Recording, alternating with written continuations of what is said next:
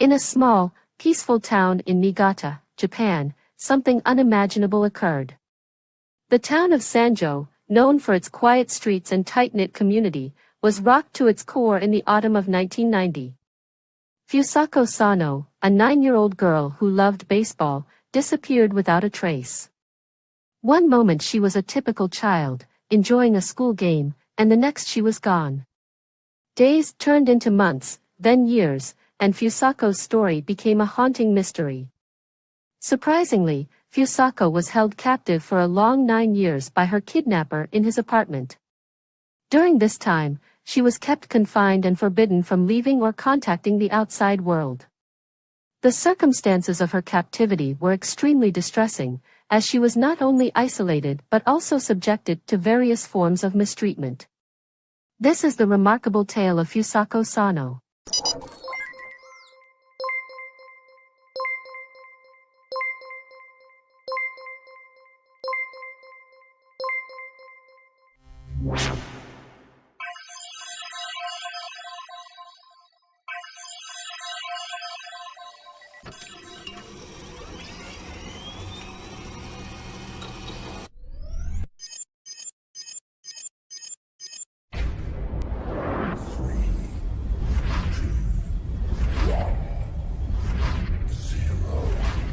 Sanjo, located in Niigata Prefecture, was far from a large town.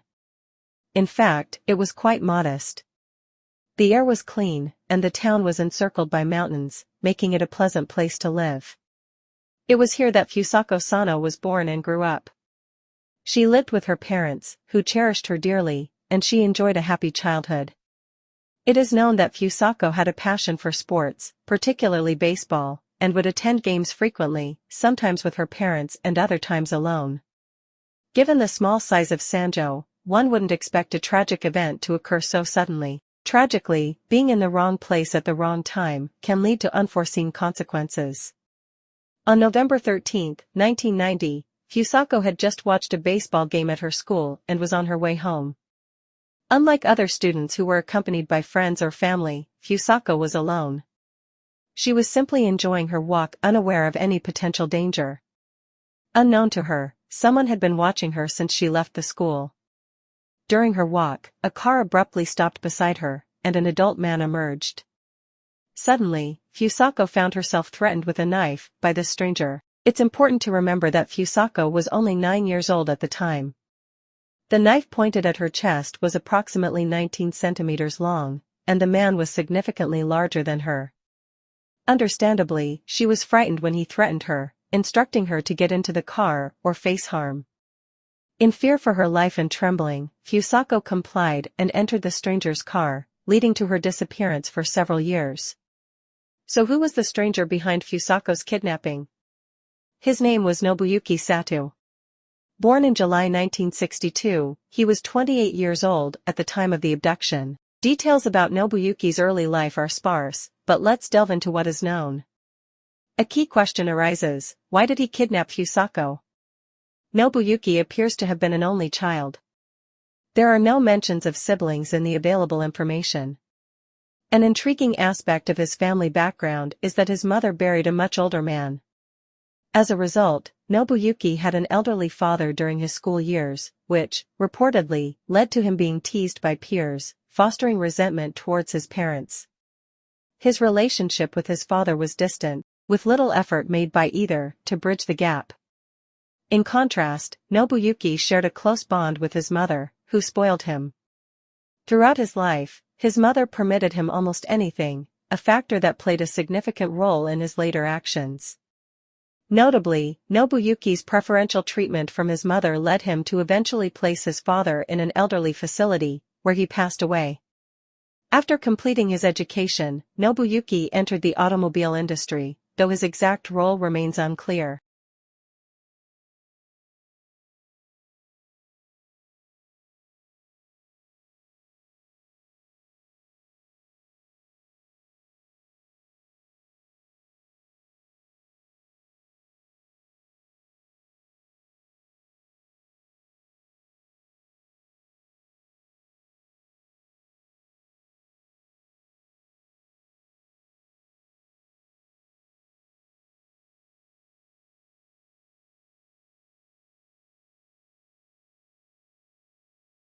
Possibly due to the absence of a strong paternal figure, he exhibited impulsive behavior and an intense preoccupation with cleanliness. While it might suggest obsessive-compulsive disorder, this has not been confirmed. His obsession with cleanliness was evident in his personal habits and reluctance to let others get close. A notable incident occurred at his workplace. Nobuyuki got spiderwebs on him, and was so distressed that he went home, undertook excessive cleaning, and eventually quit his job. Following this, he lived with his mother, unemployed, and likely depended on her financially. Despite his reliance on his mother, Nobuyuki's volatile behavior was directed not only at others, but also at his own mother, who had been his primary supporter. Nobuyuki's behavior towards his mother was appalling. He would yell at her and even resorted to physical violence. At one point, he acquired a stun gun and used it on his mother multiple times. Despite the abuse, his mother, perhaps due to her kindness, never reported him to the police, allowing his abusive behavior to continue unchecked. There were reports that she sought help from a health department, but unfortunately, assistance never came. Nobuyuki's mental health issues seemed to spiral unchecked. A question: how does someone decide to start kidnapping children? Interestingly, Fusako wasn't his first target. A year before her abduction, Nobuyuki had attempted to kidnap another child, but was caught. Surprisingly, he was only sentenced to a year in jail for what was considered his first offense. This lenient punishment allowed him to return to his criminal activities, which could have been prevented. After kidnapping Fusano, Nobuyuki brought her to the house he shared with his mother. To avoid detection, he used the back door, which led to stairs going up to the second floor. He confined Fusako in his room, beginning her long ordeal of living with this troubled individual. For the next 9 years, she would not step out of Nobuyuki's room. The search for Fusako is a critical part of this story. On the day she disappeared, her parents, understandably panicked, reported her missing to the police. The search efforts were extensive, including ground and aerial searches and distributing posters. However, the efforts to find Fusako gradually waned, particularly after December of the year she went missing. Despite the initial push to locate her, the trail soon went cold, leaving Fusano in her hidden captivity for nearly a decade. As the search for Fusako Sano continued with little success, conspiracy theory emerged, overshadowing the actual efforts to find her. At that time, abductions by North Korean agents were a significant concern in Japan, leading some to speculate that Fusano might have been taken to North Korea. This theory gained traction, especially since there was no trace of her, even in neighboring towns. In reality, Fusano was a mere 55 kilometers away from her hometown in Kashiwazaki. More frustratingly, she was being held just 200 meters from the nearest police substation. In kidnapping cases, there is often a fear of the worst outcomes, given the grim endings of many such incidents. Remarkably, Nobuyuki did not intend to harm Fusako fatally. The reasons behind his actions remain unclear. According to reports and Nobuyuki's own confession, Fusano was not subjected to sexual assault, as he claimed to see her as a family member. However, this doesn't make the situation any less horrific.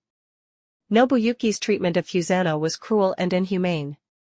He never allowed her to leave the room, not even to use the bathroom.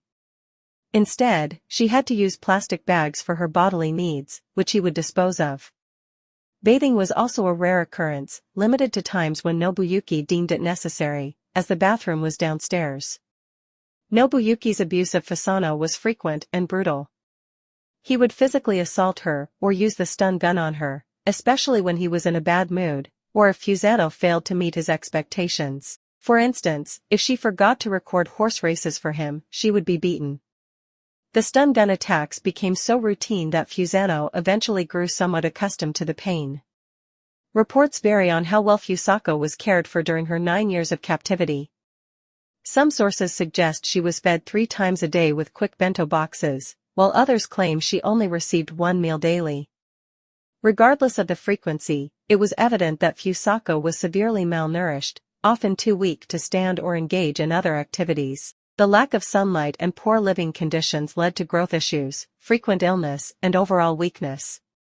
The information available indicates that Nobuyuki shared his own clothes with Fusano, likely out of fear that buying her new clothes would either lead to her escape or raise suspicions. As a result, Fusano had no choice but to wear his clothes, only changing when he permitted. Regarding Fusano's attempt to escape, her situation was dire, threatened, and overpowered. It was challenging for a young girl to take action. Over time, she lost both the will and the energy to try escaping, resigning herself to her fate, perhaps clinging to the hope that her ordeal would one day end. Completely cut off from the outside world with no access to television and only a radio for company, her existence was incredibly lonely and heartbreaking. It seems improbable that Nobuyuki's mother was completely unaware of another person in her house for 9 years. There were signs Nobuyuki spent an unusual amount of time in his room. There were occasional noises and angry outbursts, and he reacted extremely negatively to his mother's attempts to go upstairs. The police, too, seemed to suspect her awareness, especially after finding feminine products in his house. It's speculated that while Nobuyuki might have purchased them, it's also possible that his mother did. As time went on with days turning into months and years, Nobuyuki's abusive and erratic behavior persisted, both towards Fusano and his own mother. Recall that Nobuyuki's mother had previously reached out to the health department, but was not taken seriously. On January 12, 2000, she contacted them again. It remains unclear whether this call was for her own situation or for the girl living in the upstairs room. The health department finally responded to the report and decided to visit Nobuyuki's house on January 28. Nobuyuki was clearly panicked when he saw the officials, particularly when they requested to inspect the house. This meant they would need to access the second floor where Fusano was hidden. Despite Nobuyuki's resistance, he couldn't prevent the personnel from going upstairs. As expected, the officials discovered Fusano's HUD in a blanket. They immediately recognized something was terribly wrong upon seeing her frail, malnourished condition. A heartbreaking moment occurred when Fusano, initially reluctant to leave, asked if she could stay in the room. The personnel gently convinced her that she would be safe and that it was time to leave with them. Following this discovery, Nobuyuki was hospitalized, initially considered a mentally disturbed patient. But once the police interviewed Fusano and confirmed her identity, Nobuyuki was arrested the following month, facing criminal charges. Meanwhile, Fusano was reunited with her parents, who were overjoyed yet overwhelmed to see their daughter after so long. The reunion was bittersweet as they had to reacquaint themselves with the daughter who had grown and changed so much during her absence. Nonetheless, it was a profound reliever of them to welcome Fusano back into their loving embrace. In Nobuyuki's case, the prosecution pursued a lengthy prison sentence.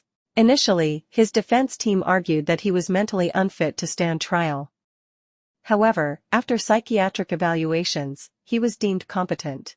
The trial proceeded relatively quickly, resulting in Nobuyuki being sentenced to 14 years in prison on January 22, 2002. He appealed the sentence twice. The first appeal reduced his sentence by 3 years, but the second appeal upheld the original 14-year term. He was released in 2015 and passed away alone in his 50s. The impact of the kidnapping on Fusano was profound and deeply traumatic. While her physical health eventually improved, her mental recovery was a longer, more challenging process. Rescuers noted that her mental state appeared to have been frozen in time, with a 19-year-old Fusano still possessing the mentality of a 9-year-old. She became very timid, but she made efforts to adjust to normal life. Thankfully, Fusano received a robust support system, including friends, neighbors, and family, helping to ease her transition back into society. It's a relief to report a somewhat positive outcome for Fusano.